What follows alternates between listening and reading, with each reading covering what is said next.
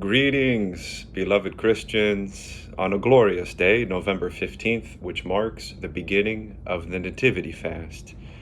40 days that are a bit of a break from our normal grind in life in order to give our attention more to God, to prepare ourselves to receive our Lord who's going to be born in the flesh as a little child. And we want to prepare room in our hearts, in the manger of our hearts, so that God is not just born generally in the world, but born personally for each of us, again and again, each day, and especially each year on the occasion of Christmas, the birth of our Lord. Of course, these 40 days leading up to Christmas are a time of busyness in America. We have a lot of parties to go to and delicious food to eat and a lot of presents to buy and a lot of decorations to tend to, the shopping, the cards, so on and so forth. It can be such a busy time, and the church calls us to the opposite: a fast, a break, slowing down, sacrificing, learning to be a bit more simple and sober, to not have our attention go all over here, but to bring our attention back within ourselves, where Christ is. So, during these 40 days leading up to Christmas, let's not allow the dominant culture around us to totally dictate everything. Instead, let's try to maintain the prescription of the church. Let's try to fast for 40 days. No meat and no dairy. If that's too much, then begin at least with meat. No meat for 40 days. If you feel like that's too much as well, at least give up sweets and candy and desserts. Is tithing too much, giving 10% of everything you have to Christ, to the church, to the poor? Well, begin with 2 or 3 or 4%. Begin with looking at what you've given to the church this past year and to those in need this past year, and then increasing it a little bit during these 40 days. Is a 5-minute prayer rule too much every morning and every evening? Then begin with giving God 10 seconds every morning and every evening. Make a prostration, bow down to the ground, do the sign of the cross, venerate your icons, ask for God's mercy, ask for the help and intercessions of the saints, and thank God for the day in the morning that He's given you a new day, and at the end of the day, thank Him for any specific things. If you want to develop a little bit more of a prayer routine, we have a lot of good adult prayer books in the gift shop, and we can use those in conjunction maybe with a meeting with myself to discuss something that's tailored to you and works for you.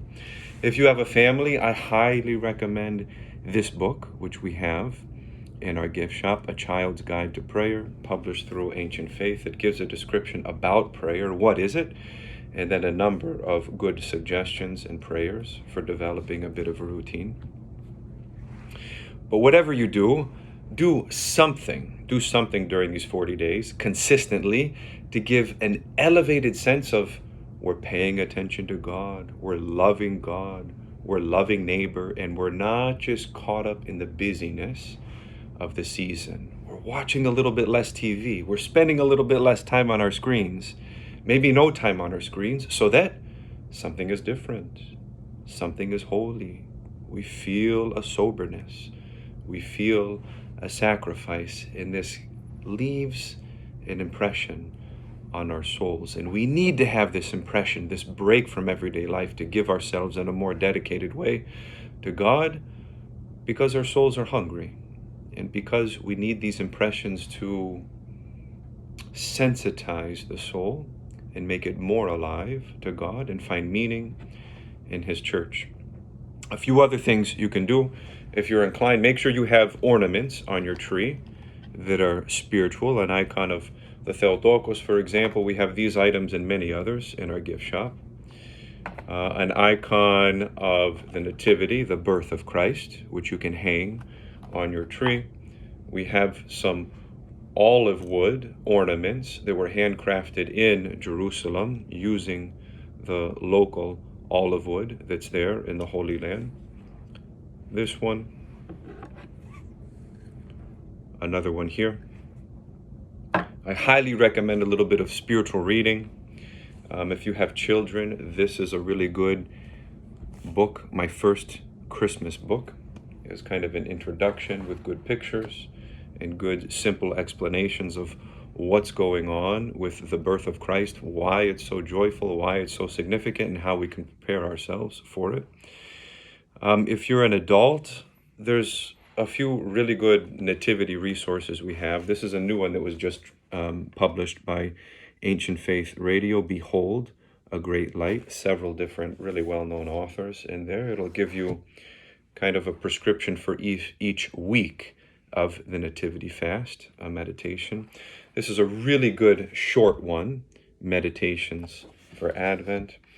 This is kind of a classic patristic book by St. Athanasius the Great on the Incarnation. It's one of the most appreciated spiritual texts, period, even beyond just the Orthodox Church. This one is also good for families welcoming the Christ child, specific readings from the Old Testament as they relate to the good news, the coming of our Lord in the flesh. And many of us love and appreciate Father Tom Hopko, and he has this book, The Winter Pascha, again, which I highly recommend. We have some beautiful nativity cards like this one and many others in the gift shop. But please do something. Do it for yourself. Do it for your children. Create a feeling, a spiritual feeling for these 40 days leading up to the birth of Christ. God bless you and be with you. If you're able to, join us for Holy Unction tonight at 6 o'clock as we begin the Nativity fast. If you can't join us, feel free to arrange a time with me later on to be anointed for healing of soul and of body during these precious 40 days. God bless you and be with you.